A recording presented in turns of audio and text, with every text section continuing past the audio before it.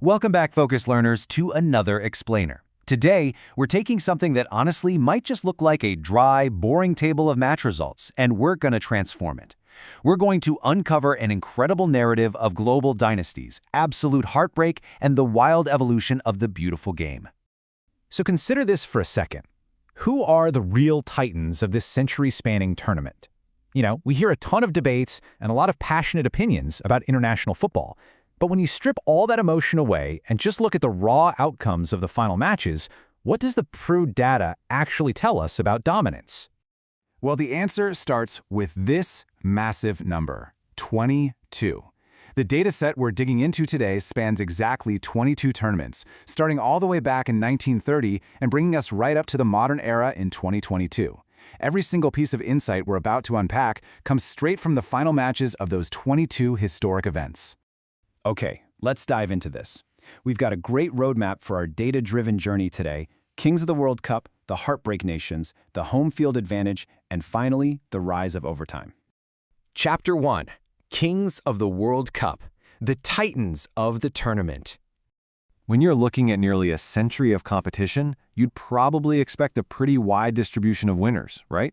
Well, actually, an elite handful of nations have completely monopolized the podium. Brazil sits at the absolute peak with 5 total victories. Right behind them, you've got Germany, which includes their history as West Germany, with 4 wins, and Italy also sitting there with 4 wins. If you do the math, just those 3 entities account for an incredible 13 out of the 22 total victories. That is nearly 60% of all historical titles locked up by just 3 nations. It's literally the definition of a sporting dynasty.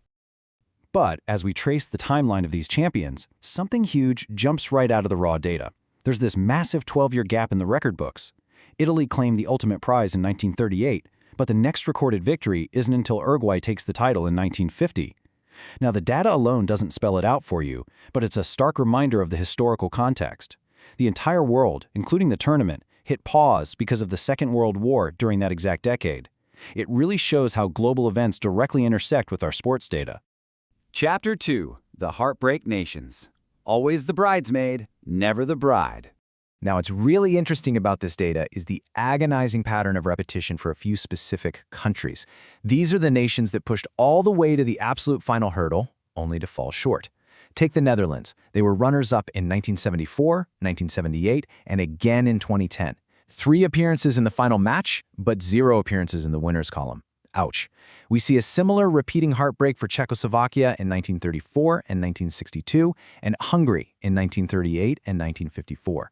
It just highlights how incredibly difficult it is to convert a finals appearance into an actual championship. And to wrap up our look at the heartbreaks column, we've got to acknowledge the single-time runners-up who appear in our dataset without a corresponding win. Sweden made it all the way in 1958, only to be stopped by Brazil. And much more recently, Croatia made a stunning run to the final in 2018, only to fall to France. It just goes to show, getting to the final is a monumental achievement, for sure, but actually lifting that trophy is a completely different statistical beast. Chapter 3. The home field advantage. Does hosting matter? So what happens when a team hosts the tournament?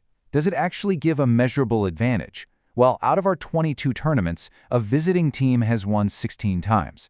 However, a host nation has defended their home turf and won the whole thing 6 times. Now, 6 out of 22 means that over a quarter of all tournament victories belong to the host nation. Statistically speaking, having that home crowd and the familiar environment behind you is a massive, tangible asset. It's an ultra-exclusive club of just 6 nations. Uruguay did it in the inaugural 1930 tournament. Italy followed up immediately in 1934.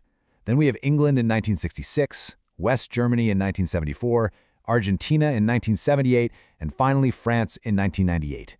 When you recount that list, you can almost feel the historic weight of those home crowds propelling their teams to victory, right? So, the crucial point is this fascinating modern trend. No host nation has won the tournament since France did it over 2 decades ago.